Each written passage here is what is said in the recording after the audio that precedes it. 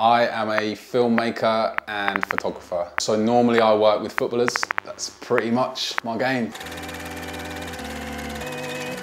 I went to school with Alex, must have been about 12 when we first met. We'd been good friends ever since. We played a lot of football together. We were in a lot of lessons together. I remember we were in the sports hall at school once and he drop kicked a football into the basketball hoop at the other end. I kind of think that's when I really started to think, hang on, you probably shouldn't be that good.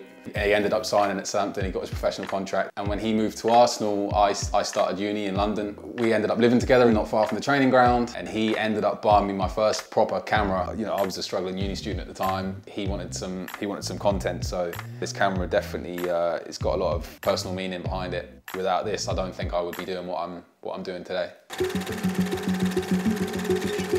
I was actually at the Roma game when he got injured. We were meant to shoot some stuff after the game, and that obviously went a completely different way. It didn't mean that we stopped, it just meant that we carried on and showed the development of his rehab, really. Like, as hard as it is to see, it is still interesting, you know, how does a footballer come back from such a serious injury? Chamberlain definitely recognised the importance of covering his comeback and showing the ups and downs of it, and that's what we've done since he got injured. This shot of Chambo in the hospital bed is definitely one of my favourite images for the meaning behind it and what it shows. I haven't taken many shots like that. I was just going around there to see how he was getting on. I walked into the room and he had the second leg of the Liverpool-Roma game on. I just wanted to show that he was 3 hours post-op, but all he could think about at that point was getting the game on and seeing how the lads got on in the second leg. I remember at the time, Jurgen Klopp came out and said something about when life gives you lemons, you make lemonade. You know, that's what he's done ever since, is just try to make the best of a bad situation.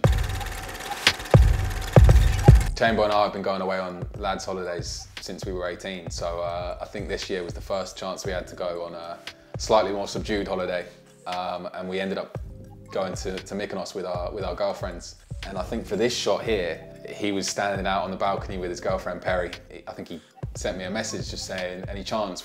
We got a dinner reservation to make. I went into their room and they were having a moment out on the balcony, so I told them to strike a pose quickly, peek my head around the curtain and got the shot. But fair play, you can tell they've done that before. So the Chambo crossbar attempt, I noticed that he was a lot more stable on his knee. I think he'd been doing quite a lot of ball work. Kind of wanted to put something out that might go a little bit viral and, you know, might get the fans a bit excited at, you know, how he was progressing. I had the camera in my hand and I just said, Chambo. Are we done? Yeah, finished. Come on, let's go. Quick crossbar. Crossbar? Ping it. I haven't got my right. Left.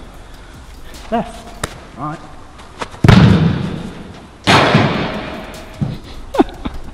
Go on then. Yeah, first take, and he smashed it.